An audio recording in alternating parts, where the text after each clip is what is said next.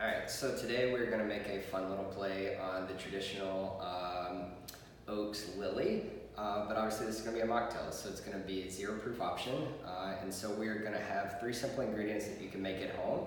We're going to do a banana blackberry puree with a cinnamon infused simple syrup, topped off with a Kentucky favorite, LA.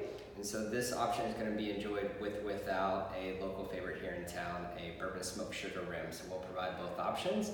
So the first thing we're going to do is we're going to rim our limb with a little bit of lemon. And give it a nice little coat. So this one will be the with option for a nice little smoky flavor for your mocktail.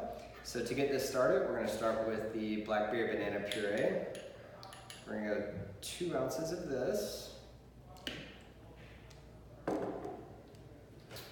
The simple syrup, 2 ounces. We give this a nice little squeeze of lemon just to bring out all of those flavors. And then we're just going to do a dirty dump on this. We're not going to mix it up on anything today. At home, or if you're hosting an event, if you're going to make multiple of these, then you can definitely do a shaker in. We're just going to do a dirty dump for this, and then top off with a little bit of LA.